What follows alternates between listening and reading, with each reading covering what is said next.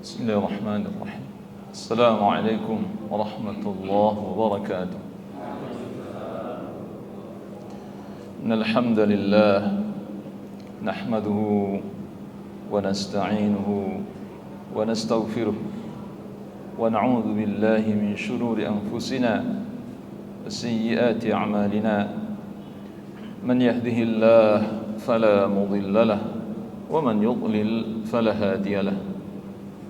أشهد أن لا إله إلا الله وحده لا شريك له وأشهد أن محمدا عبده ورسوله الذي أدى الأمانة وبلغ الرسالة ونصح للأمة وجاهد في الله حق جهاده وتركنا على محجة البيضاء ليلها كنهارها لا يزيغ عنها إلا هالك. فمن يطع الله ورسوله فقد فاز فوزا عظيما ومن يعص الله ورسوله فقد ضل ضلالا مبينا.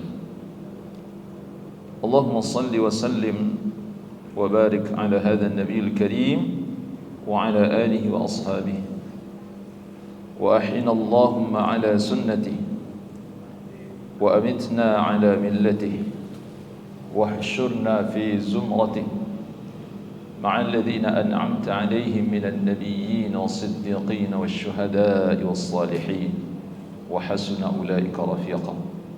يا أيها الذين آمنوا اتقوا الله حق تقاته ولا تموتن إلا وأنتم مسلمون. أما بعد. Kaum muslimin, bapak-bapak, ibu-ibu yang rahmati Allah Subhanahu wa taala.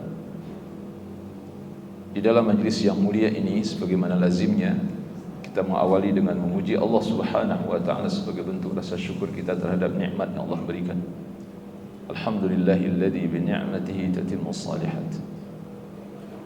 Salat dan salam untuk Nabi kita Muhammad sallallahu alaihi wasallam. Semoga senantiasa tercurah untuk beliau, keluarga beliau serta para sahabat ridwanullah alaihim ajma'in. Semoga Allah memberikan taufik kepada kita untuk senantiasa berada di atas sunnah beliau sallallahu alaihi wasallam dan diberikan keistiqamahan sampai kita diwafatkan oleh Allah Subhanahu wa taala. Kaum muslimin, bapak ibu yang rahmati Allah Subhanahu wa taala. Pada malam ini saya mendapatkan satu kehormatan dari bapak ibu-ibu yang dimuliakan Allah Subhanahu wa taala untuk duduk di hadapan bapak ibu-ibu dalam rangka mempelajari ayat-ayat Allah dan sunnah-sunnah Rasulullah sallallahu alaihi wasallam. Khususnya malam ini kita mengangkat satu tema, perbanyaklah mengingat mati. Tema ini ada hubungan sebenarnya dengan pergantian tahun. Jadi saya sengaja, bapak ibu rahmati Allah, mengangkatkan tema ini. Kenapa? Karena tidak patut sebagai seorang mukmin ketika terjadi pergantian masa, mulai dari masa yang paling pendek, yakni detik yang kita kenal, menit, jam, kemudian hari, kemudian pekan, kemudian bulan, kemudian tahun. Tidak pantas bagi seorang muslim melakukan hal-hal yang melupakan dia akan kematian. Padahal pergantian masa itu adalah satu isyarat dari Allah Subhanahu wa taala bahwa kita telah melewati satu fase dari kehidupan ini. Apalagi kalau 1 tahun, bapak ibu rahmati Allah Subhanahu wa taala. Pantas atau tidak kita merayakan atau bersuka cita atau melakukan hal-hal yang membuat kita lupa akan kematian, padahal ajal itu sudah semakin dekat di depan mata kita. Berlalu 1 tahun itu berarti semakin dekat ajal kita. Maka tidak pantas bagi seorang muslim yang memahami akan maksud-maksud syariah ini membuang-buang waktu bersenang-senang, berfoya-foya, melampiaskan hawa nafsunya dalam rangka merayakan pergantian masa itu. Apakah itu mungkin hari kelahiran kita, atau mungkin pergantian tahun dan lain sebagainya? Tidak pantas, Bapak Ibu. Tidak ada kepatutan di situ, sama sekali tidak ada. Oleh karenanya Allah Subhanahu wa taala mengingatkan, wal 'asri innal insana lafi khusr illa alladhina amanu wa 'amilus salihati wa tawassaw bil haqq wa tawassaw bis sabr. Demi waktu, demi masa, termasuk demi umur yang kita jalani, Allah bersumpah, sungguh-sungguh kalian wahai manusia berada dalam kerugian, kata Allah Subhanahu wa taala, kecuali yang beriman dan beramal saleh. Kecuali yang beriman dan beramal saleh, yang saling berwasiat untuk mengikuti dan menegakkan kebenaran, dan saling berwasiat untuk sabar di dalam mengamalkan kebenaran, mengajak kepada kebenaran, mendakwahkan kebenaran, dan membela kebenaran itu. Inilah orang yang tidak merugi, kata Allah Subhanahu wa taala. Oleh karena itu, di luar dari apa yang Allah ingatkan ini berarti kita merugi. Oleh karenanya, Bapak dan Ibu rahmati Allah Subhanahu wa taala, yang harus dilakukan oleh setiap mukmin adalah mengingat bahwa dia akan segera sampai pada garis finish yang dijanjikan oleh Allah Subhanahu wa taala pada dirinya. Oleh karena itu, kita lihat di sini ada pertanyaan yang diajukan oleh orang-orang yang mungkin barangkali mereka tidak suka dengan kematian ini. Kenapa kami harus mengingat kematian? Kenapa kami harus fokus kepada kematian? Maka untuk menjawab ini, kita kemukakan beberapa dalil. Yang pertama, karena mengingat mati itu disuruh oleh Allah dan Rasulnya sallallahu alaihi wasallam. Itu yang pertama, Bapak Ibu rahmati Allah. Ini dalam konteks kita sebagai seorang mukmin. Mati itu diperintahkan oleh Allah dan Rasulnya untuk mengingatnya. Jadi zikrul maut, mengingat mati itu satu ibadah tersendiri. Kita mengingat kematian, bagaimana sakaratul maut, ketika malakul maut sudah berada di ubun-ubun kita, akan mencabut nyawa kita, bagaimana kita akan kesulitan mengucapkan kalimat la ilaha illallah. Itu bayangkan, kemudian nyawa dicabut. Kalau hamba ini adalah hamba yang saleh, maka akan diambil ruh itu dengan cara yang baik oleh malakul maut. Tapi kalau hamba ini adalah hamba yang jahat, yang penuh dosa dan maksiat, maka ruh itu akan ditarik dengan kasar oleh malaikat maut untuk kemudian langsung diambil oleh malaikat yang datang dari langit, yang diutus oleh Allah Subhanahu wa taala, sebagaimana diriwayatkan oleh Jabir radhiyallahu anhu. Kita membayangkan betapa nanti nyawa kita akan dicabut oleh Allah Subhanahu wa taala. Apakah kita akan husnul khatimah atau su'ul khatimah? Ini yang harus kita bayangkan. Kita mengingat kematian. Kemudian setelah itu, bagaimana kita akan dikubur? Di lahat kita akan ditanya. Ruh dikembalikan ke jasad kita berdasarkan hadis Nabi, Bapak Ibu rahmati Allah. Jadi jenazah di dalam kubur itu atau mayat itu akan dihidupkan kembali oleh Allah Subhanahu. Kemudian ditanya, man rabbuka wa ma dinuka wa man nabiyuka. Itu ditanya oleh Allah Subhanahu wa taala melalui malaikat Munkar dan Nakir. Kita bayangkan bahwa di dalam kubur itu ada fitnah kubur, ada nikmat kubur, ada siksa kubur. Bayangkan itu. apakah kita akan termasuk orang-orang yang beruntung yang mendapatkan fitnah kubur, yang mudah melewati fitnah kubur, kemudian mendapatkan nikmat dari beberapa nikmat surga yang sengaja diberikan oleh Allah Subhanahu wa taala.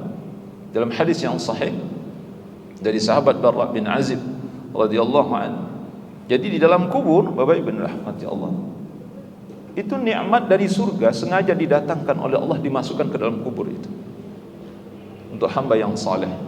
Sebaliknya kalau hamba ini adalah hamba yang tidak saleh, hamba yang jahat, penuh dengan dosa dan maksiat, itu azab dari neraka betul-betul didatangkan oleh Allah Subhanahu wa taala.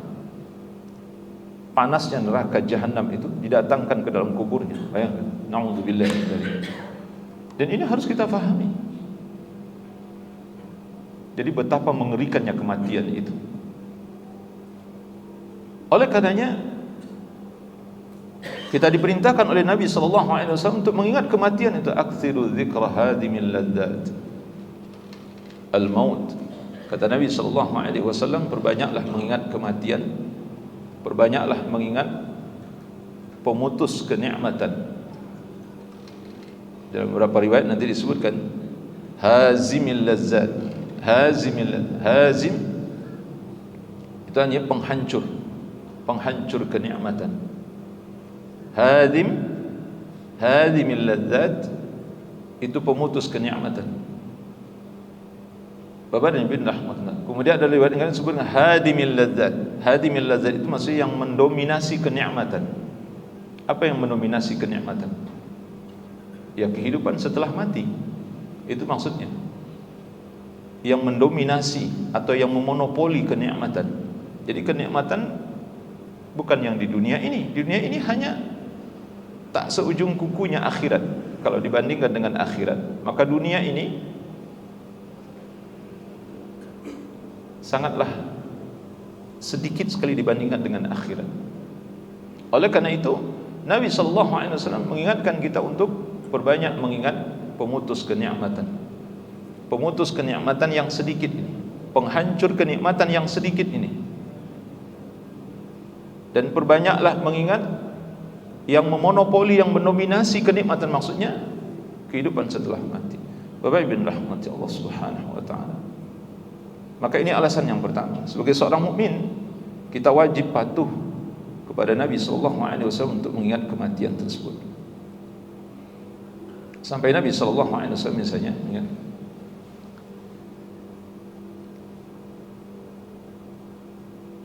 Udhkuril maut fi salatik fa innahu hariyun ayyuhsinu salatak.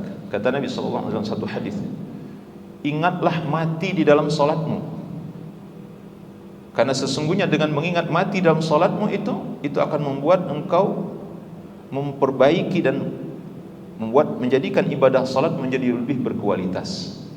Dan itu betul, Bapak Ibu rahmati Allah. Terlebih bagi kita yang mungkin barangkali tidak memahami apa yang dibaca dalam salat. Saya tidak tahu Bapak Ibu rahmati Allah Subhanahu wa taala, apakah sudah menghafal betul makna mulai dari takbiratul ihram sampai salam. Kalau Bapak Ibu sudah menguasai makna itu, maka insyaallah ini satu modal besar untuk khusyuk dalam salat. Tapi kalau Bapak Ibu tidak mengerti dengan apa yang dibaca, kalau Allahu Akbar itu paham, giliran doa istiftah itu sudah mulai bingung maknanya apa.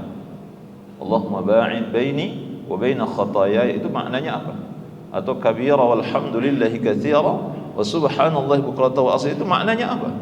Kalau kita enggak tahu, bagaimana mau khusyuk salat? Maka salah satu modal yang paling besar untuk khusyuk dalam salat itu adalah memahami makna setiap kata yang kita ucapkan dalam salat itu. Karena ini bahasa Arab. Kemudian kata Nabi SAW, ingat mati dalam salat. Itu hadis sahih dari Rasulullah SAW. Ingat mati dalam salat. Bayangkan nyawa kita dicabut oleh Allah, sedangkan kita belum siap untuk menghadap Allah Subhanahu wa taala. Bayangkan ada azab kubur dan kita menerima azab kubur itu, wa'iyadzubillah. Bayangkan nanti ketika kita dibangkitkan, dikumpulkan di padang mahsyar. Bayangkan kalau kita tidak berhasil meniti as-sirat sehingga kita terjatuh masuk dalam neraka jahanam. Bayangkan itu. Na'udzubillah dzalik. Bapak Ibu rahmati Allah. Kemudian yang kedua, kenapa kita harus mengingat mati? Karena tidak ada dari kita yang tidak mati. Tidak ada dari kita yang kekal. Setiap kita pasti mati.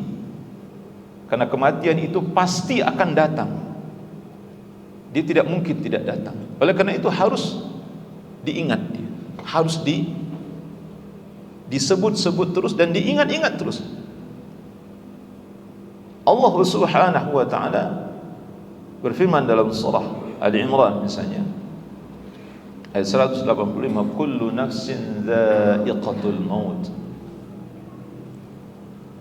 Setiap jiwa atau setiap yang berjiwa pasti akan merasakan kematian, pasti mati, itu maksudnya. Jadi tidak ada orang yang tidak mati. Dongeng yang kita dengar selama ini, ada yang mengatakan Nabi Khidir masih hidup sampai sekarang. Bapak Ibu percaya? Itu butuh dalil. Karena tidak ada yang kekal.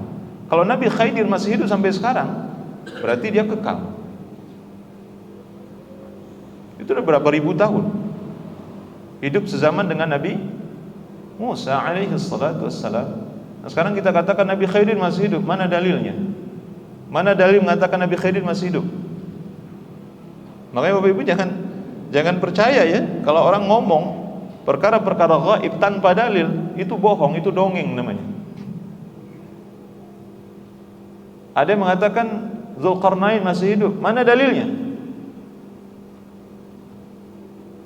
Yang disebutkan oleh Nabi SAW, bahkan ada ayat menjelaskan, itu Nabi Isa alaihissalam diangkat oleh Allah ke langit dan ditidurkan oleh Allah di langit. Untuk kemudian kata Nabi SAW, menjelang hari kiamat nanti Allah akan turunkan Nabi Isa. Itu hadisnya sahih dan ada ayat. Silahkan kita lihat nanti surah An-Nisa, Allah jelaskan. Itu sudah memasuki ayat-ayat terakhir dari surah An-Nisa. Bapak Ibu rahmati Allah Subhanahu wa taala, bahwa Nabi Isa itu diangkat oleh Allah ke langit. Dan Nabi menjelaskan di akhir zaman nanti Nabi Isa akan diturunkan kembali oleh Allah Subhanahu wa taala membunuh Dajjal. Dan dia tidak membawa agama baru, dia beragama dengan agamanya Nabi Muhammad sallallahu alaihi wasallam. Dan beliau sendiri berada di bawah kepemimpinan Imam Mahdi. Itu penjelasan Nabi sallallahu alaihi wasallam, hadis sahih yang menjelaskan tentang hal itu. Kemudian ada Dajjal. Sebagaimana hadis Nabi sallallahu alaihi wasallam, Dajjal menurut hadis yang sahih sampai hari ini itu diborgol, dibelenggu oleh Allah Subhanahu wa taala dan dia tidak bisa melepaskan itu. Sampai Allah yang melepaskan borgol itu baru dia bisa lepas. Hadisnya sahih. Berarti sampai sekarang Dajjal masih hidup. Kemudian Ya'juj dan Ma'juj itu dikurung oleh Raja Zulkarnain di benteng yang tidak bisa ditembus oleh Ya'juj dan Ma'juj. Padahal mereka adalah manusia yang paling beringas dan paling ganas. Tidak ada yang tidak dilakukan oleh mereka. Tapi dengan izin Allah Subhanahu wa taala mereka tidak bisa keluar dari benteng itu. Dan sampai hari ini masih hidup mereka. Ketika mendekati hari kiamat nanti Allah akan lepaskan. Allah takdirkan benteng itu dirobohkan oleh mereka dengan izin Allah. Bukan karena mereka, bukan. Allah yang sebenarnya mengizinkan benteng itu yang dibuat oleh Raja Zulkarnain akan roboh dengan tangan mereka dengan izin Allah Subhanahu wa taala. Sama seperti Dajjal. Nah, selebihnya enggak ada yang hidup sampai sekarang. Bapak Ibu. Oleh karenanya Allah Subhanahu wa taala ya kan. Aynama takunu yudrikumul maut walau kuntum fi burujin musyayyadah.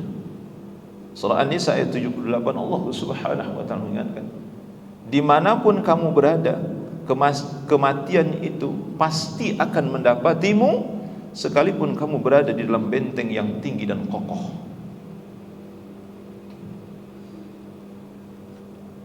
Artinya kita nggak bisa menghindar dari kematian. Mau lari kemana? Bapak Ibu rahmati Allah. Tetapi Allah mengkhabarkan bahwa orang-orang kafir itu lari dari kematian, termasuk umat Islam yang mereka hidup seperti orang kafir itu takut dengan kematian. Seharusnya seorang muslim jangan takut dengan kematian. Oleh karenanya kita harus mengingat kematian itu, menyebut-nyebut kematian itu supaya kita akrab dengan kematian itu, supaya kita menyiapkan diri untuk menghadapi kematian itu. Allah Subhanahu wa ta'ala berfirman dalam surah Al-Jumu'ah ayat 8, "Qul innal mauta alladhi tafirruna minhu fa innahu mulaqikum."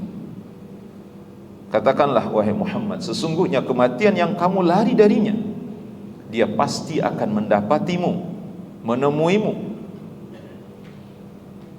Jadi ada orang yang lari dari kematian, tidak senang dengan kematian. Bapak dan Ibu rahmati Allah Subhanahu wa ta'ala. Kemudian yang ketiga, kenapa kita harus mengingat-ingat mati? Menyebut-nyebut kematian itu, banyak-banyak mengingat dan menyebut kematian. Karena kita tidak tahu kapan kita akan mati. Ini sederhana ya Bapak Ibu rahmati Allah. Saya hanya mengingatkan saja, sangat sederhana. Tidak ada satu pun dari kita yang tahu bahwa kita akan mati kapan. Ya kalau tanda-tanda orang akan mati tahu gitu. Tapi memastikan saya akan mati di tanggal sekian, atau saya akan mati di bulan sekian, atau mungkin di tahun sekian, nggak ada. Kalau tahun kan lebih luas gitu Pak, 1 tahun mungkin ada kemungkinan saya akan mati di tahun 2023 misalnya. Nggak ada orang yang bisa memastikan. Makanya Allah Subhanahu wa ta'ala mengingatkan, wa ma tadri nafsum madza taksibu ghadan wa ma tadri nafsum bi ayyi ardin tamut. Tidak ada seorang pun yang mampu, yang bisa memastikan apa yang akan dia lakukan besok. Saya mau tanya Bapak Ibu rahman, apa Bapak Ibu yakin kalau besok masih bekerja, masih ngantor? Coba Bapak jawab. Biasanya Bapak masih ada yang ngantor nih, atau Bapak yang sudah pensiun, apa biasanya kebiasaan hari-hari? Oh saya jalan pagi Ustaz. Saya mau tanya, apa Bapak Ibu Bapak yakin pagi besok masih bisa jalan? Hanya Allah yang tahu. Nggak ada yang bisa memastikan. Tidak ada satu pun yang berani atau yang tahu kata Allah Subhanahu apa yang akan dilakukan besok. Nggak ada yang tahu. Artinya secara pasti, saya insya Allah besok akan jalan pagi. Itu boleh. Memang begitulah kata-kata seorang mukmin harus. Tapi mengatakan saya pasti akan jalan pagi besok, itu nggak boleh. Karena hanya Allah yang tahu dengan kepastian itu. Dan tidak ada satupun kata Allah yang bisa mengetahui di mana dia mati, kapan dia mati, dan di mana dia mati. Tidak ada yang tahu Pak kita. Tidak ada yang tahu. Bapak udah berumur 60 tahun, 70 tahun. Saya ini kayaknya udah mau meninggal. Belum tentu. Ada orang yang sakit parah, dan hampir setiap kita menduga bahwa dia akan meninggal. Nyata nggak meninggal Pak. Ini yang sehat walafiat meninggal. Subhanallah, Maha Suci Allah. Jadi itu bukan hak kita untuk menentukan itu, dan tidak boleh kita sombong. Bapak Ibu, ini rahasia Allah Subhanahu wa ta'ala. Oleh karena itu Allah dan Rasul sallallahu alaihi wasallam perintahkan kita untuk banyak mengingat kematian itu, karena kita tidak tahu kapan kita akan mati. Bapak dan Ibu rahmati Allah Subhanahu wa ta'ala. Allah Subhanahu wa ta'ala misalnya berfirman dalam surah Al-A'raf, di dalam surah Al-Munafiqun juga, dan surah lainnya, wa likulli ummatin ajal fa idza jaa ajaluhum la yastakhiruna sa'atan wa la yastaqdimun. Surah Al-A'raf ayat 34. Setiap umat mempunyai batas waktu umur. Apabila ajal mereka tiba, maka tidak dapat diundurkan, tidak dapat dimundurkan barang sesaat pun, dan tidak pula dapat dipercepat walau sesaat pun. Fa idza jaa ajaluhum la yastakhiruna sa'atan wa la yastaqdimun. Dalam ayat yang lain Allah Subhanahu wa ta'ala mengingatkan, wa la yuakhirallahu nafsan idza jaa ajaluha. sekali-kali Allah sama sekali tidak akan mengakhirkan atau memundurkan walau sesaat pun apabila ajal seseorang telah tiba. Bapak Ibu rahmati Allah Subhanahu wa taala. Dan ingat, Rasulullah sallallahu alaihi wasallam bersabda dalam satu hadis, ya, a'maru ummati ma baina 60 ila 70. A'maru ummati ma baina 60 ila 70. Kata Nabi sallallahu alaihi wasallam, umur umatku kisaran 60 sampai 70. Wa aqalluhum yajuzu dzalik. Sedikit sekali dari mereka yang melampaui angka itu, kata Nabi sallallahu alaihi wasallam. Ini satu tanda sebenarnya, Bapak Ibu rahmati Allah. Oleh karena itu, Bapak yang sudah berumur 60, dalam hadis yang sahih disebutkan oleh Nabi sallallahu alaihi wasallam, Allah tidak menerima alasan apapun dari antum.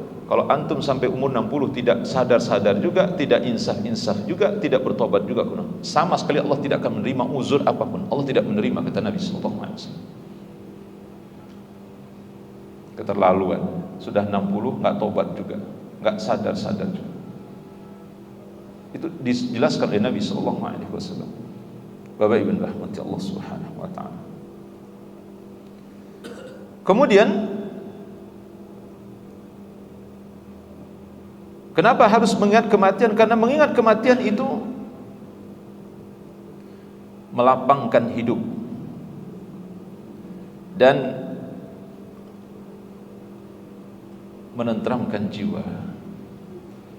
Dalam satu hadis Rasulullah sallallahu alaihi wasallam, "Aktsiru dzikra hadhimil ladzat."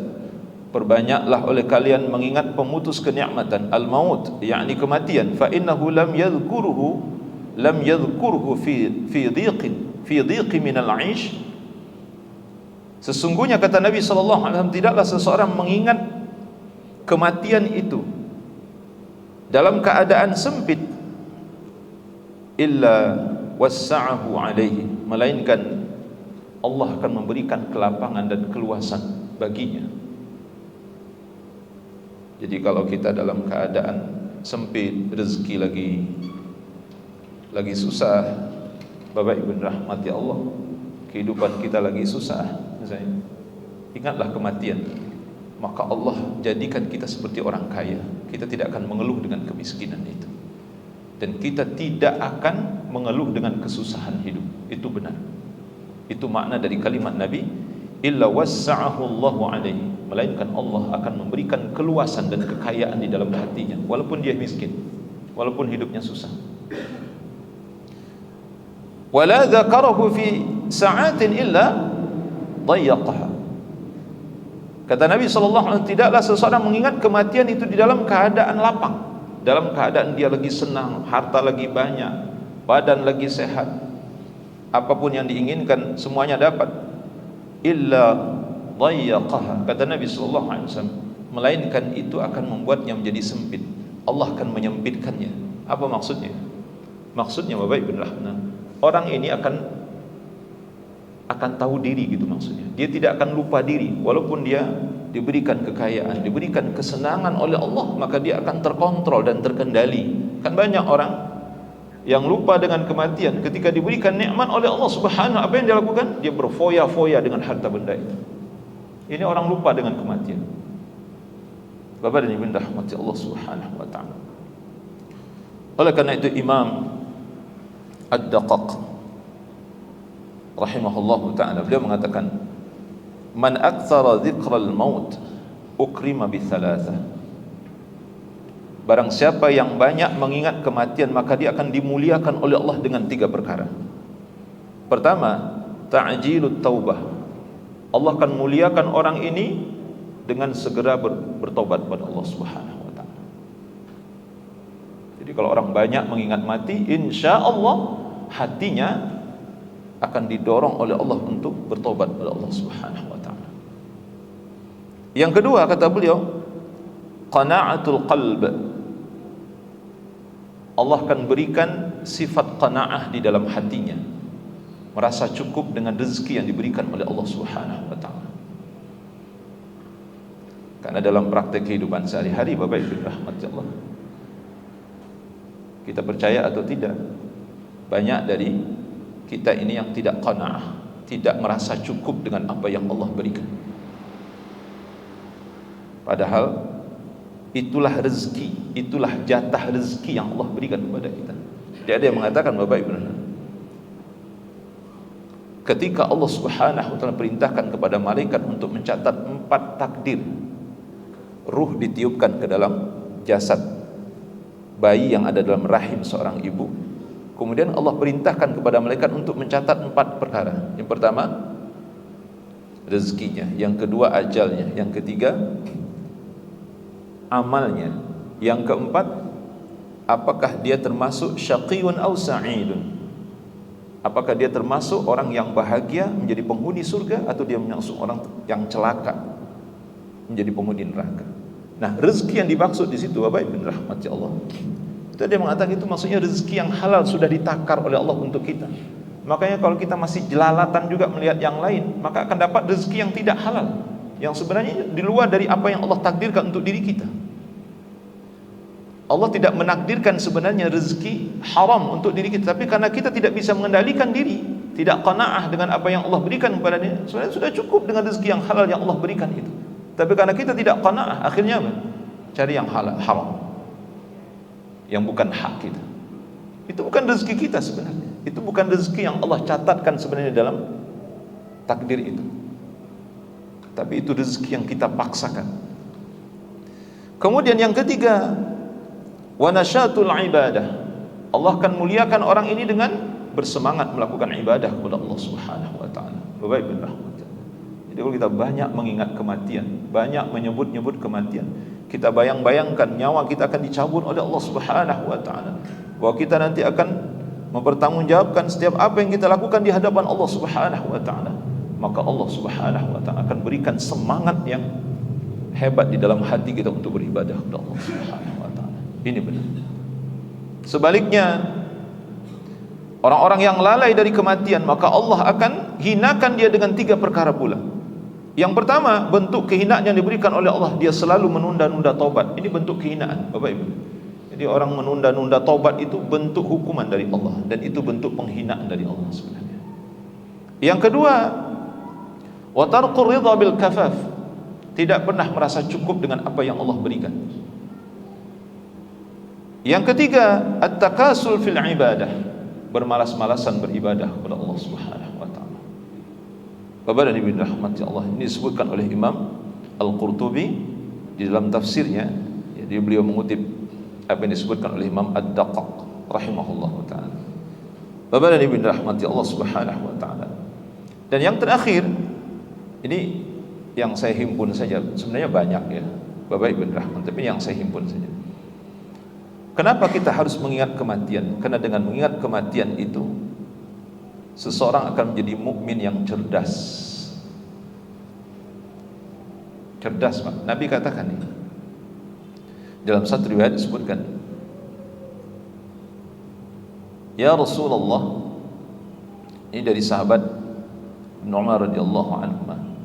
Ada seorang sahabat Ansar datang kepada Nabi sallallahu alaihi wasallam, kemudian bertanya kepada Nabi, ya Rasulullah, ayyul mu'min afdal, siapakah mukmin yang paling utama? Qala Rasulullah sallallahu alaihi wasallam, ahsanuhum khuluqan, kata Nabi yang paling baik akhlaknya. Sahabat ini maksud tujuan pertanyaan beliau itu, selain dari jawaban Nabi ini, beliau ingin ada jawaban lain dari itu. Kemudian beliau bertanya lagi, fa ayyul mu'min akyas, siapakah mukmin yang paling cerdas? Siapa mukmin yang paling cerdas? Jawab Nabi sallallahu alaihi wasallam, aktsaruhum lil mauti dzikran. Mukmin yang paling cerdas, kata Nabi, adalah mukmin yang paling banyak mengingat kematian, menyebut-nyebut kematian. Wa ahsanuhum lima ba'dahu isti'dadan, dan yang paling baik persiapannya untuk menghadapi kematian itu, ulaikal akyas, itulah orang yang cerdas. Bagaimana tidak? Bapak Ibu rahmati Allah, dalam hadis yang sahih diriwayatkan oleh Imam Bukhari, Rasulullah sallallahu alaihi wasallam menyebutkan Allah memiliki 100 rahmat untuk memenuhi kebutuhan alam ini, sejagat raya ini, baik itu yang ada di langit maupun yang ada di bumi. Allah hanya butuh 1 rahmat. Ini sekedar untuk membayangkan saja Bapak Ibu. Nah, terus yang 99 di mana diletakkan oleh Allah? Di mana disimpan oleh Allah? Allah simpan untuk diberikan nanti kepada hambanya di dalam surga. Bayangkan, ini 1:99. Kalau salat berjamaah kan 1:27 atau 25. Itu saja dianggap tidak cerdas. Orang ketika memilih, kamu mau 27 atau 1? Dia milih 1, Pak. Ini cerdas atau tidak cerdas? 1:27, 1:25. Dan riwayat yang lain kata Nabi sallallahu alaihi wasallam, orang salat berjamaah itu nilainya sama dengan 50 kali salat. Kita salat maghrib berjamaah itu sama dengan 50 kali salat. Manakah orang yang cerdas milih 50 atau 1? 27 atau 1? 25 atau 1? Milih 99 atau 1? Yang 1 itu pun, Bapak Ibu rahmatullah, kita hanya dapat sedikit. Ini dari dunia ini. Yang 1 rahmat itu, maksud saya 1 rahmat itu kita cuma dapat sedikit. Karena untuk dunia ini, itu bukan rahmat Allah yang paling banyak. Rahmat Allah yang paling banyak itu yang Allah berikan di langit. Rahmat Allah yang paling banyak itu Allah berikan di langit, bukan di bumi. Karena bumi ini sangat kecil, langit itu sangat besar.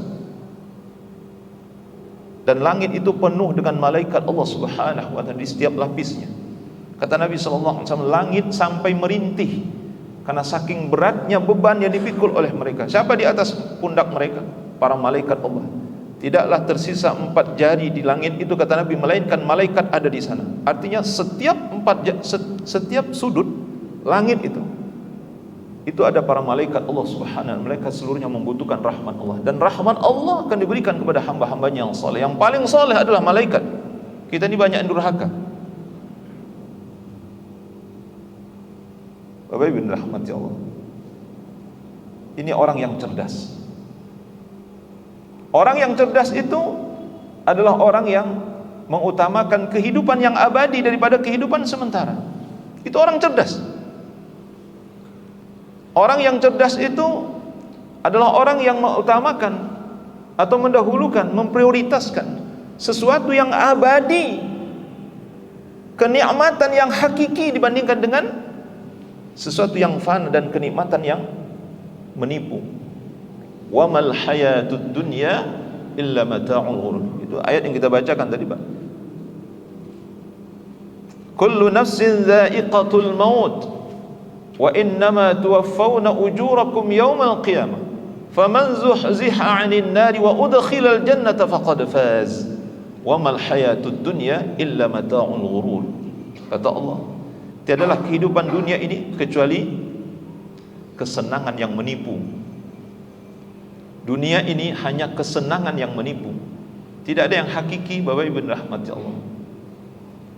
Tidak ada yang hakiki. Sebutkan satu yang hakiki dari dunia ini. Enggak ada sebenarnya. Apa maksudnya kesenangan yang menipu itu? Tidak ada yang abadi. Coba Bapak Ibu rahmati Allah, ketika berumur 20 tahun, semangat, pokoknya apa yang dimakan enak aja gitu.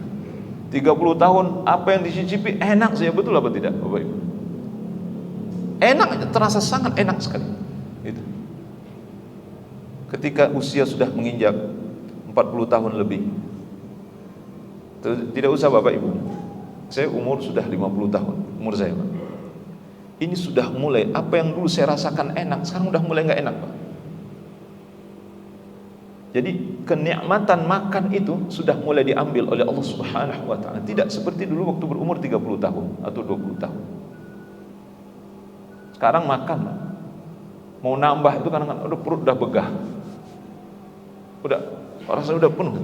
Padahal makan baru 1 piring itu maksudnya. Kalau dulu 3 piring mau nambah juga. Bapak Ibu rahmati Allah. Demikian pula ketika kita menikahi seorang wanita, istri kita, calon istri sangat cantik, Mbak bidadari. Sekarang sudah umur 50 tahun, Bapak melihat masih cantik atau tidak? Seperti dulu? Tidak. Ini kesenangan menipu, tidak ada yang abadi. Kesenangan yang hakiki hanya ada dalam surga. Hanya ada dalam surga. Itu kalau enak Pak, benar-benar enak di surga itu. Muda, benar-benar muda. Perawan, benar-benar perawan. Cantik, benar-benar cantik. Semuanya kesenangan, dan itu abadi, abadan. Innal ladzina amanu wa 'amilus salihati ulaika hum khairul bariyah jazaohum 'inda rabbihim jannatu 'adnin tajri min tahtiha al-anharu khalidina fiha abadan radhiyallahu anhum wa radu an. Ini surah yang saya kira Bapak Ibu sudah hafal. Kekal selama-lamanya, senang selama-lamanya. Tidak ada ngantuk, tidak ada lelah, tidak ada capek. Enggak ada, Pak. Enggak ada lemes, enggak perlu jamu, enggak ada, Pak. Enggak perlu jamu. Waduh, jamu encok nih, Pak. Enggak ada encok-encoknya di sana. Enggak ada ngantuknya, enggak ada lelahnya, enggak ada capek. Hadza wallahu a'lam. Ba'da insya nanti kita sambung sedikit sebelum kita tanya jawab. Sallallahu ala nabiyina Muhammad wa ala alihi washabbihi wasallam. Assalamualaikum warahmatullahi wabarakatuh. Bismillahirrahmanirrahim. Alhamdulillah wassalatu wassalamu ala Rasulillah wa ala alihi washabbihi wa mawalah wa ba'd. Kita tambahkan Bapak Ibu rahmati Allah Subhanahu wa taala. Kemudian apa langkah-langkah konkret?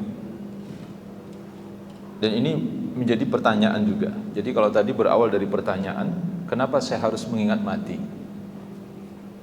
Kenapa saya harus memperbanyak mengingat mati? Sudah kita jawab. Ini beberapa jawaban yang kita kemukakan. Masih banyak lagi jawaban-jawaban lain dari Al-Quran dan Sunnah. Kemudian pertanyaan berikutnya, apa langkah-langkah konkret yang harus saya lakukan supaya ini banyak mengingat mati? Ini penting, Pak.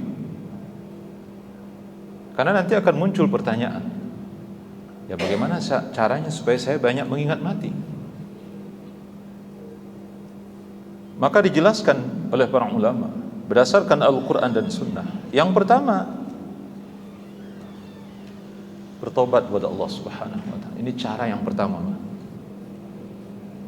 Jadi kalau seseorang ingin mengingat kematian dan banyak mengingat kematian, dia harus bertobat kepada Allah.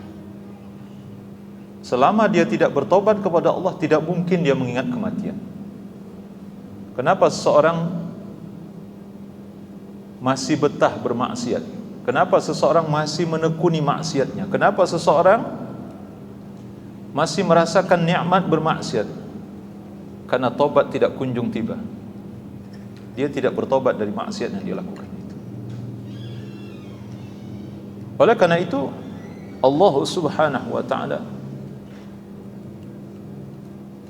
memerintahkan kepada kita untuk bertobat. Dalam surah At-Tahrim misalnya ayat 8, ya ayyuhalladzina amanu tubu ilallahi taubatan nasuha. Wahai orang-orang yang beriman, bertobatlah kepada Allah dengan taubat nasuha. Tidak perlu saya jelaskan taubat nasuha ini apa, karena sudah berulang-ulang kali disebutkan. Taubat nasuha itu taubat yang sungguh-sungguh. Salah satu di antara maknanya. Kalau bolak-balik itu bukan tobat nasuha namanya. Tobat habis itu ulang lagi berbuat dosa.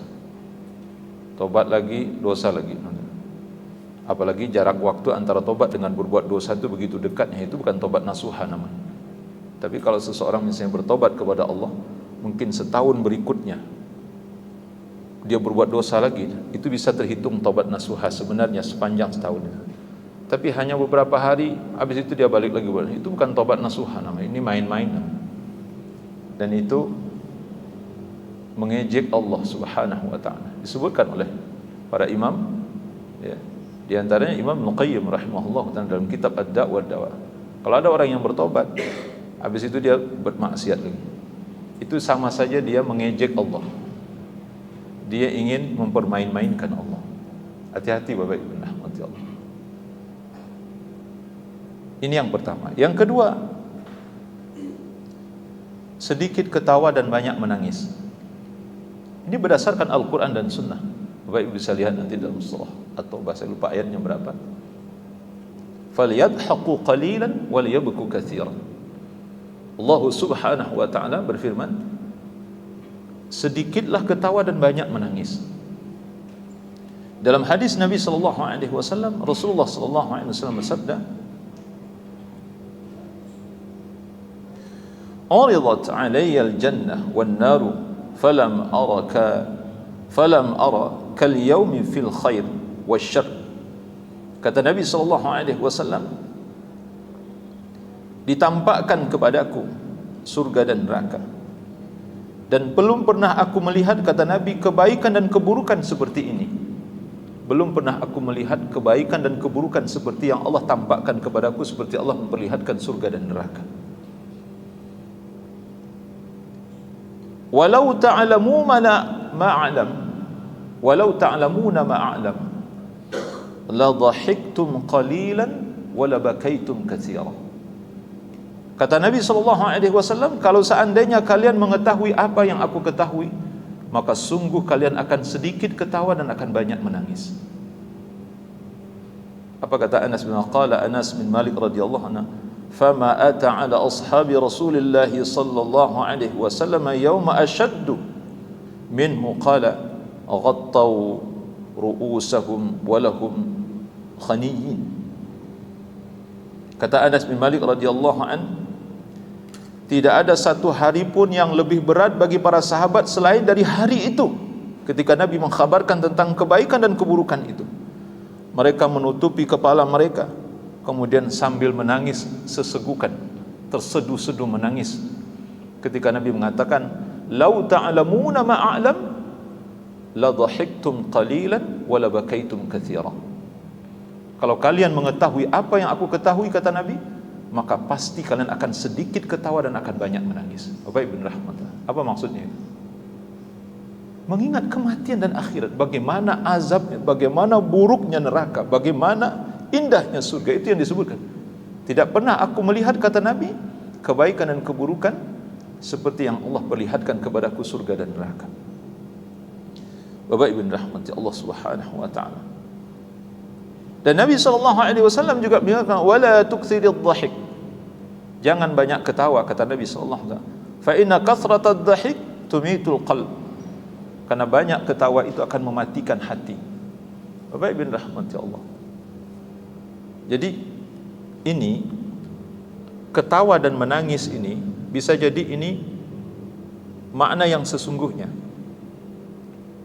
Makna yang sesungguhnya itu maksudnya betul-betul ketawa dan menangis.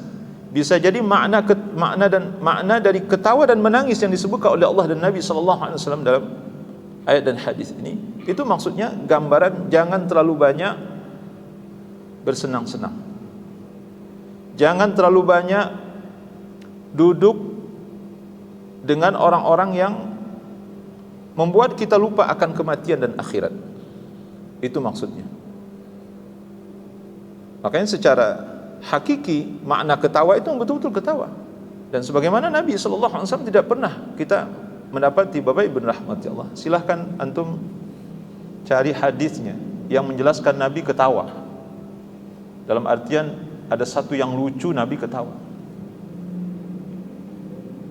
Kecuali yang lucu itu sifatnya pelajaran yang sangat besar. Ketika Nabi menceritakan tentang ada orang terakhir yang keluar dari neraka. Bapak Ibu ingat hadis itu? Nabi sampai ketawa. Sampai kata Abu Hurairah, Nabi menceritakan itu sampai kelihatan gigi taring Nabi SAW. Nabi ketawa. Tapi suara beliau nggak keluar. Kayak senyum lah kalau bahasa kita. Ketika Nabi SAW bercanda dengan seorang nenek, "Ya Rasulullah, doakan aku agar aku masuk surga."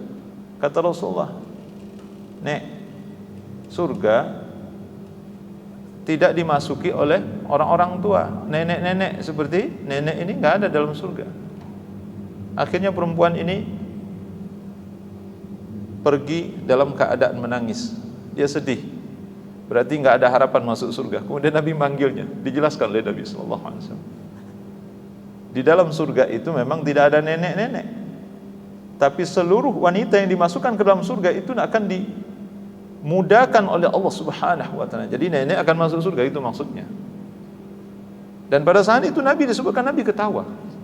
Melihat nenek ini menangis, Nabi ketawa. Tetapi ketawa Nabi SAW, Bapak cari hadisnya, Nabi tidak pernah ketawa untuk hal-hal yang tidak bermanfaat. Nabi tidak pernah ketawa, apalagi ketawanya untuk maksiat. Enggak pernah. Kalaupun Nabi ketawa untuk hal yang bermanfaat, dan itu penuh dengan pelajaran. Dan para sahabat enggak ada yang melakukan hal yang lucu-lucu sehingga buat Nabi ketawa, enggak ada. Nabi sendiri enggak pernah sengaja melakukan hal yang lucu-lucu sehingga beliau ketawa. Itu tidak pernah. Silakan Bapak cari hadisnya, enggak pernah. Bapak Ibu rahmati Allah. Kenapa? Karena ketawa itu identik dengan orang-orang yang suka bersenang-senang. Sebagai seorang mukmin dianjurkan oleh Allah dan Nabi sallallahu alaihi wasallam banyak menangis. Untuk apa? Untuk mati. Ingat dengan dosa kita, ingat dengan kesalahan kita, ingat bahwa kita akan mati, ingat bahwa kita akan ditanya oleh Allah Subhanahu wa taala, kita akan dihisab oleh Allah, akan ditanya oleh Munkar dan Nakir, akan diazab oleh Allah kalau kita tidak bisa menjawab pertanyaan. Ingat itu azab kubur yang disebutkan oleh Nabi sallallahu alaihi wasallam dalam hadis-hadis yang sahih. Bapak Ibu rahmati Allah, maka pentingnya untuk mengingat kematian itu kita butuh ilmu juga. Bapak Ibu rahmati Allah Subhanahu wa taala. Kemudian apa lagi yang harus dilakukan supaya kita banyak mengingat mati? Ziarah kubur. Ziarah kubur. Rasulullah sallallahu alaihi wasallam menyebutkan, "Kuntu nahaitukum an ziyaratil kubur." Aku memang pernah melarang kalian untuk ziarah kubur. Ini dijelaskan oleh para ulama nantinya. Di antaranya adalah Imam An-Nawawi rahimahullahu taala. Kenapa Nabi melarang? Karena saat itu masih di awal-awal Islam, banyak orang yang melakukan kesyirikan di kuburan dan melakukan tindakan-tindakan jahiliyah. Maksudnya perbuatan-perbuatan jahiliyah itu masih banyak yang dilakukan di kuburan. Makanya Nabi sallallahu alaihi wasallam larang ziarah kubur. Baik laki-laki maupun perempuan, terutama sekali perempuan dilarang oleh Nabi sallallahu alaihi wasallam. Kata Nabi, "Ala fazuruha." Tapi sekarang ziarahlah. Sekarang kata Nabi, ziarahlah. Kemudian fa innaha turiqqul qalb. Karena sesungguhnya ziarah yang kalian lakukan itu dapat melembutkan hati. Wa tudmi'ul 'ain. Itu dapat mengeluarkan air mata, maksudnya membuat kalian bisa menangis. Kalau ada orang ziarah kubur ketawa-ketawanya, ini bertentangan dengan maksud dari ziarah kubur itu. Harusnya ziarah kubur itu kita menangis harusnya. Kafa bil maut mau'izah. Cukuplah kematian itu sebagai peringatan bagimu. Datang ke kuburan malah ketawa-ketawa, ngobrol untuk hal yang tidak bermanfaat. Subhanallah, maha suci. Itu bertentangan dengan maksud ziarah sebenarnya. Kemudian kata Nabi, wa tudzakirukumul akhirah.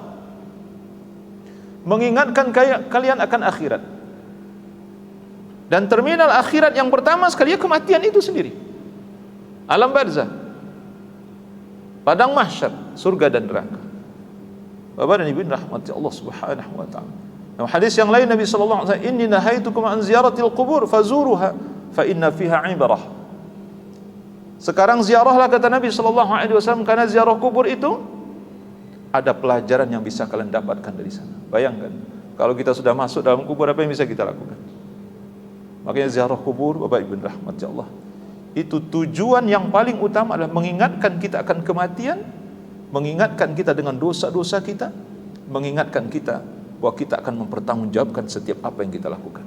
Itu tujuan dari ziarah kubur itu. Jangan lupa. Kemudian yang terakhir, sebenarnya banyak Bapak Ibu. Ini yang saya sampaikan dalam waktu yang singkat ini saja. Qanaahlah dalam rezeki yang Allah berikan. Ini yang kita sampaikan tadi. Apa hubungannya ini, Pak? Hubungannya ada orang yang tidak qanaah, itu berarti dia akan terus haus, akan terus lapar, akan terus tidak pernah merasa puas. Pada akhirnya apa? Dia akan berusaha sekuat tenaga sampai dia akan menempuh jalan-jalan yang tidak diridhai oleh Allah Subhanahu wa taala dalam mencari rezeki. Oleh karenanya Rasulullah sallallahu alaihi wasallam memuji orang-orang yang memiliki sifat qanaah. Bahkan inilah orang yang paling bahagia. Kata Nabi, qad aflaha man hudiya ila al-Islam wa ruziqal kafaf wa qani'a bih. Kata Nabi SAW, sungguh bahagia dan amat beruntunglah orang-orang yang diberi hidayah kepada Islam, kemudian diberikan rezeki yang cukup oleh Allah, kemudian dia memiliki sifat qanaah. Inilah orang yang paling beruntung dan paling bahagia di muka bumi ini. Bukan orang kaya. Nabi nggak nyebut orang kaya di situ, Bapak Ibu. Bukan orang kaya. Karena hakikat dari kekayaan itulah ghinan nas. Kata Nabi, hakikat kekayaan itu adalah kekayaannya hati, kayanya hati. Kata Nabi sallallahu alaihi wasallam. Kata Nabi sallallahu alaihi wasallam dalam hadis yang lain, "Unzuru ila man huwa asfala minkum wa la tanzuru ila man huwa fawqakum fa innahu ajdaru alla tazdaru ni'matallah." Lihatlah orang yang ada di bawahmu, jangan kau lihat orang yang ada di atasmu, karena sesungguhnya kalau engkau suka melihat orang yang ada di atasmu, maka engkau akan meremehkan nikmat Allah yang ada pada dirimu. Engkau tidak akan menghargai nikmat yang Allah berikan pada dirimu. Itu yang disebut dengan nanti kita tidak pernah merasa puas dengan apa yang diberikan oleh Allah Subhanahu wa taala. Akhirnya ujungnya apa? Ujungnya apa yang Allah firmankan dalam surah Al-Humazah dan surah At-Takatsur. Wailul likulli humazatil lumazah alladzi jama'a malan wa 'addadah yahsabu annama lahu akhladah. Celakalah orang-orang yang mengumpat lagi mencela. Pengumpat dan pencela. Siapa mereka? Kata Allah, alladzi jama'a malan wa 'addadah, yaitu orang-orang yang suka mengumpulkan harta. Dia kumpulkan harta banyak-banyak.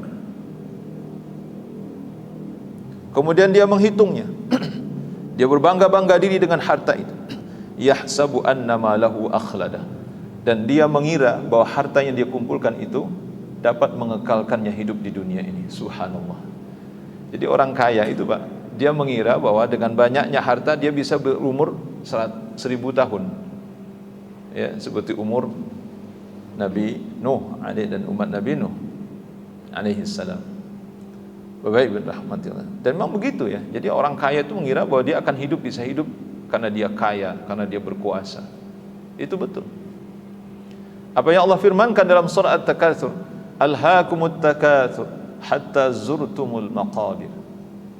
Mereka telah dilalaikan, kalian telah dilalaikan oleh kesenangan. At-takatsur, harta benda, kesenangan dunia. Hatta zurtumul maqabir, dan kalian tidak akan pernah puas dengan harta kekayaan itu, kesenangan itu, sampai kalian masuk kubur, kata Allah Subhanahu wa taala. Jadi orang baru sadar nanti ketika dia sudah masuk kubur, Pak. Ini yang disebutkan oleh Nabi sallallahu alaihi wasallam sebagai penutup bahasan ini. Kata Nabi sallallahu alaihi wasallam, "Lau anna ibna Adam," kalau seandainya anak Adam, lau anna libni Adam wadiyan min dhahabin ahabba yakuna lahu wadiyan.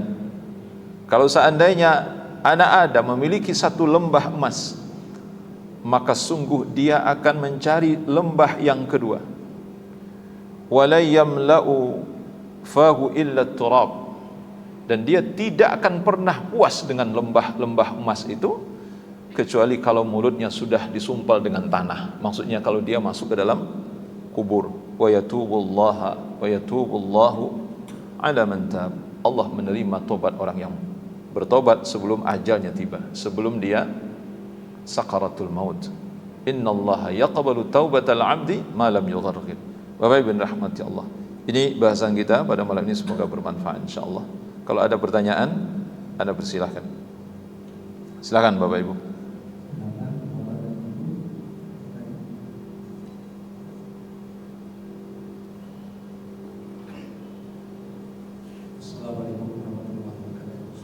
Assalamualaikum warahmatullahi wabarakatuh.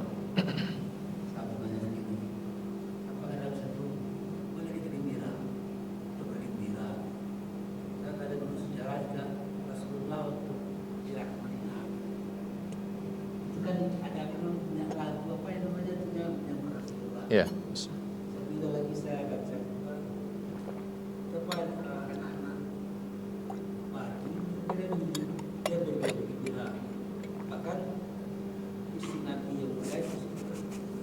Isya. Sampai dia sampai dia di apa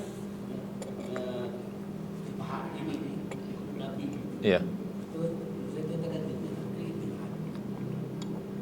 Ini ada sambungan sama ini sama apa namanya? Buat kita dalam gitu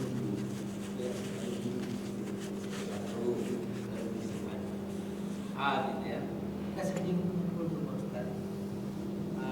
Di suatu kumpul itu kita kan itu giliran. Mereka menyanyi, tapi nggak sampai kita istilahnya bersenggolan begitu. Bernyanyi, berteriak. Kadang kita setahun kita namanya ngadakan apa namanya tur gitu. Memang itu ya katakan alumni aja gitu. Dan kalau yang punya suami ikut. Atau yang istri ikut. Itu kan punya. Nah. Waalaikumsalam warahmatullahi wabarakatuh. Barakallahu fikum. Nah, Bapak Ibu yang rahmati Allah. Ada beberapa riwayat yang dikemukakan. Riwayat itu khususnya riwayat dari Aisyah itu sahih. Kemudian sebagaimana juga dikemukakan oleh Imam Ibnu Qayyim rahimahullah dalam kitab Zadul Ma'ad ketika Nabi sampai di Madinah, yaitu mereka menabuh rebana menyambut kedatangan Nabi sallallahu alaihi wasallam. Ya, kalau matan yang biasa kita dengar itu wallahu a'lam bishawab, nanti kita kembali kepada riwayat mana. Tala'al badru alaina, kan kalimat itu yang mungkin populer, sangat populer. Tala'al badru alaina min thaniyatil wada'. Ini kalimat yang pernah kita dengar itu. Dan saya waktu kecil diajarkan gitu. Itu kalimat yang dinyanyikan oleh orang-orang Madinah saat menyambut Nabi sallallahu alaihi wasallam. Nah, apakah ini bukan satu bukti bahwa Nabi sallallahu alaihi wasallam mengizinkan kita untuk bersenang-senang atau maksudnya bersukacita? Bapak dan Ibu rahmati Allah Subhanahu wa taala. Tadi saya menceritakan tentang pribadi Nabi yang Nabi sallallahu alaihi wasallam tidak pernah beliau secara khusus ya melakukan hal-hal yang seperti ini. Tapi kalau sahabat itu ada, dan itu waktu-waktu tertentu Pak sebenarnya. Seperti misalnya tanggal 1 Syawal. Itu yang Bapak sebutkan tadi itu tanggal 1 Syawal. Ya. Jadi ada anak perempuan, anak budak perempuan, anak kecil dia menyanyi gitu. Kan sempat dilarang oleh Abu Bakar As-Siddiq radhiyallahu anhu. Dan Rasulullah sallallahu alaihi wasallam mengatakan, "Wahai Abu Bakar, biarkan saja anak itu bernyanyi. Hari ini tanggal 1 Syawal. Maksudnya ini hari untuk bersukacita, bergembira." Kemudian Nabi SAW juga mengizinkan para sahabat untuk bernyanyi di hari pernikahan. Itu hadisnya sahih. Tapi tidak lebih menggunakan rebana. Kalau kita perhatikan, Nabi SAW mengizinkan untuk bersukacita dengan bernyanyi gitu. Tentu nyanyi-nyanyi ini adalah nyanyi yang tidak ada unsur maksiat di dalamnya. Kemudian tidak lebih dari menggunakan rebana. Itu yang dilakukan oleh para sahabat, dan Nabi mengizinkan itu kepada mereka. Kemudian ketika Nabi SAW datang ke Madinah misalnya, ya Allah a'lam bishawab, ya, meski nanti riwayat tentang hal ini ada yang mengatakan itu dhaif ya, tapi sebagian ulama ada yang mengatakan itu sahih. Taruhlah kita sahih ini. Dan Nabi SAW masih menganggap itu wajar, karena memang waktunya bersukacita gitu maksudnya. Tetapi setelah itu tidak ada lagi gitu. Jadi memang ada saat-saat tertentu di mana memang waktunya untuk berbahagia, Nabi izinkan berbahagia. Ada saatnya bernyanyi, Nabi izinkan bernyanyi. Ada saatnya ketawa, Nabi izinkan ketawa. Ada saatnya bersukacita, Nabi izinkan bersukacita. Tapi sekali lagi, tidak berlebih-lebihan. Itu hanya sesaat saja. Nah, apa yang terjadi di tengah-tengah? Kalau kita kan berlebih-lebihan, Pak. Nyanyi, tidak deh. Nyanyi dijadikan profesi. Kemudian setiap hari nyanyi, setiap hari ketawa. Kapan nangisnya? Ini fakta kalau kita perhatikan. setiap hari bersenang-senang. Kapan merasa susahnya dalam artian kapan dia memikirkan kematian itu? Inilah sebenarnya yang dilarang kepada kita sebenarnya. Jadi falyadhaqu qalilan wal yabku katsiran. Lau ta'lamuna ma a'lam. Kalau seandainya kalian mengetahui apa yang aku ketahui, kata Nabi, maka pasti kalian akan sedikit ketawa dan akan banyak menangis. Itu maksudnya adalah sindiran terhadap orang-orang yang suka bersenang-senang sehingga mereka melupakan kematian. Terlalu banyak ketawa. Perhatikanlah Bapak Ibu rahmati Allah. Hampir-hampir saja setiap hari kita disodorkan dengan acara-acara yang membuat kita ketawa dan bersenang-senang. Betul tidak? Lihatlah acara TV. Hampir tidak ada yang mengajak kita untuk menangis, kecuali ketika nanti TV menyiarkan tentang bencana alam yang terjadi di Cianjur. Nah mungkin agak sedikit kita. Nah ini salah satu diantaranya Pak. Itu kiat untuk menghantarkan kita supaya banyak mengingat kematian. Kita harus banyak melihat orang yang susah, terutama sekali orang ketimpa musibah, orang sakit. Itu tidak saya sebutkan. Jadi banyak sekali Pak untuk menghantarkan kita untuk supaya kita mengingat kematian. Nah jadi seperti yang Bapak lakukan sebenarnya, selama tidak bertentangan dengan syariat, selama tidak bertentangan dengan syariat, dan itu tidak terus menerus dilakukan dalam artian ya kadang-kadang sampai membuat kita lupa dengan umur. Mohon maaf ya, kadang-kadang Bapak juga kalau sudah reunian umur 60 ke atas juga kadang ya ketawa aja gitu kan itu. Kadang bercanda ya masih ini juga gitu. Itu apa namanya, sudah lupa dengan diri kita. Nah, ini yang tidak diinginkan. Jadi selama itu wajar dilakukan, wallahu a'lam, itu masih diizinkan oleh Nabi. Tapi apa yang saya sampaikan tadi itu khusus untuk diri Nabi sallallahu alaihi wasallam. Nabi tidak ada melakukan apa-apa. Bapak cari dalilnya, saya katakan Nabi tidak pernah membuat diri beliau supaya ketawa gitu, nggak ada. Tapi Nabi mengizinkan kita. Nabi mengizinkan kita, gitu. Selama ini tidak berlebih-lebihan. Wallahu a'lam bishawab. Ya. Karena yang membuat kita lupa itu biasanya kalau berlebih-lebihan, Pak. Berlebih-lebihan. Kalau biasa-biasa saja nggak apa-apa. Tidak melupakan kita dengan misalnya azan berkumandang, kita masih tertib datang ke masjid. Ini azan berkumandang kita masih ketawa-ketawa juga. Nah ini kan lupa diri, Pak. Ya sekali-sekali nggak apa-apa. Ini kan reunian. Kapan lagi ya kesempatan ngumpul. Termasuk ya kalau bisa hindari ikhtilat, berbaur laki-laki dan perempuan. Walaupun itu teman satu SMA, satu sekolah dulu, tapi berbaur laki-laki dan perempuan ini harus tetap dibatasi dengan ketat. Ini aturan syariat. Ya, seperti misalnya, mohon maaf Bapak Ibu rahmati Allah. Ini tidak ada khilaf ya, tidak ada khilaf.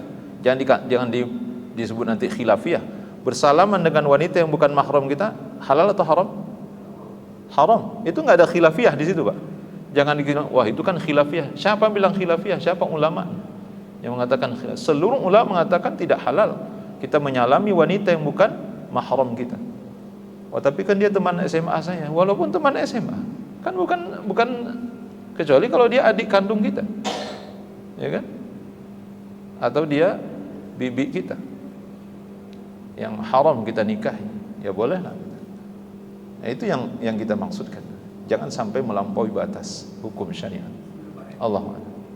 Seperti Pak Kiai, karena kan dia punya murid, punya di sekolah. Iya. Banyak yang perempuan yang kecil dari 7 tahun sampai 10 tahun. Dia salam sama Pak Kiai. Malah nunduk. Itu nggak ada hukum. Kalau anak-anak kecil disebutkan, bahkan para ulama sampai membawa hukum ini ya, itu ketika anak kecil meninggal, anak wanita kecil meninggal misalnya, tidak ada yang bisa memandikan dari kaum wanita misalnya, tidak ada satu pun yang bisa memandikan kecuali kaum laki-laki. Maka para ulama mengatakan boleh laki-laki memandikannya kalau dia anak kecil, dan itu dibatasi oleh sebagian ulama umur 7 tahun paling besar itu 7 tahun gitu Pak. Tapi kalau sudah lewat dari 7 tahun ini nanti tidak boleh. Itu maksudnya. Tapi kalau anak masih umur 7 tahun ke bawah, itu kategorinya ini anak-anak, kategori masih anak-anak gitu Pak. kalau di dalam ayat itu awit tiflil ladzina lam yadhharu ala auratin nisa, anak kecil yang belum mengerti dengan aurat. Anak kecil yang belum mengerti dengan aurat. Ada 12 golongan yang seorang wanita boleh memperlihatkan auratnya. Salah satu di antaranya awit tiflil ladzina lam yadhharu ala auratin nisa. Itu Bapak lihat nanti dalam surah An-Nur ayat 31. Allah sebutkan itu. Jadi para ulama memasukkan kategori itu. Karena kalau anak umur 7 tahun ke bawah itu masih anak-anak kecil banget gitu Pak, kecil banget. Dia nggak ngerti dengan aurat sebenarnya. Makanya kalau anak-anak umur di bawah-bawah itu biasanya, mohon maaf ya, kalau kita orang tua ini misalnya hanya berpakaian minim saja, dia cuek aja, dia nggak ada kan gitu. Dia nggak ngerti dengan aurat gitu. Coba kalau dia udah ngerti, pasti dia akan melototin kita gitu, ya kan? Pasti dia akan melototin kita. Ya, paling tidak dia akan malu. Padahal dia nggak ngerti sebenarnya, tapi dia ngomong begitu, malu. Maka disebutkan oleh para ulama, kalau seandainya anak berumur 7 tahun ke bawah, itu masih boleh kita megangnya, Pak. Artinya masih boleh kita megang tangannya gitu, bersentuhan kulit. Tapi kalau sudah di atas itu disebutkan oleh ulama tidak boleh kita menyentuhnya. Allahu a'lam bishawab. Ada yang lain Bapak Ibu?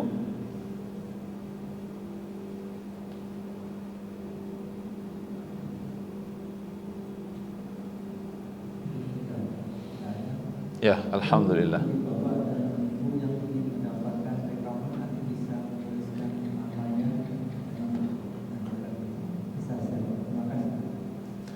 Sebagai penutup bahasan ini, saya akan bacakan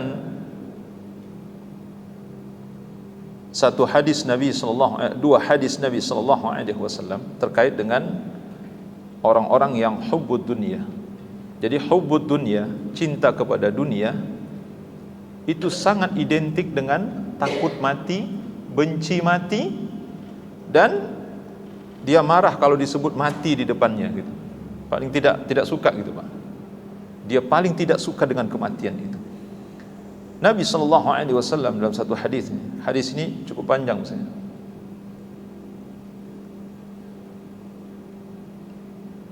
Yushiqul umam an tada'a alaikum kama tada'a al-akaltu ila qas'atiha. Wa qila min qillatin nahnu yawma idzin ya Rasulullah. Bal antum yawma idzin katsir.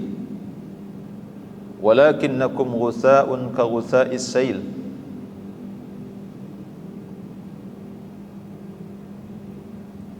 Kata Nabi sallallahu alaihi wasallam dari hadis ini, saya inikan saja Bapak Ibu rahmati Allah. Nabi menggambarkan kalian ini akan dikeroyok dan akan dihabisi oleh umat-umat yang ada di dunia ini.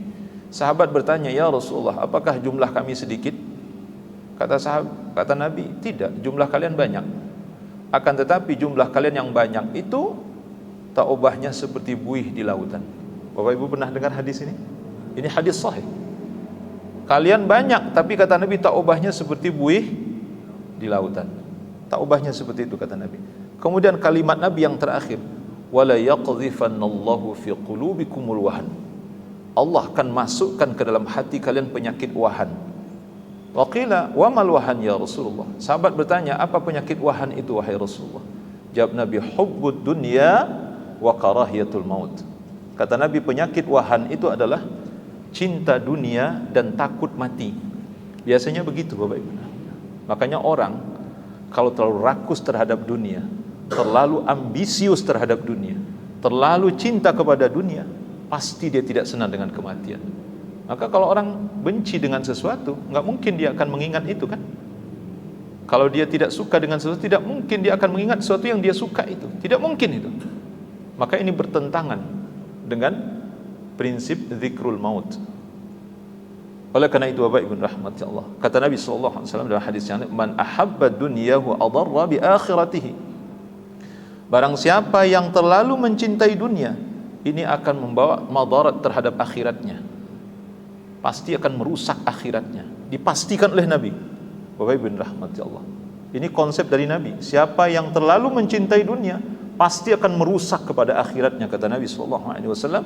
Wa man ahabba akhiratahu adarra bidunyahu. Sebaliknya siapa yang sangat mencintai akhirat, kata Nabi, itu juga akan merusak dunianya.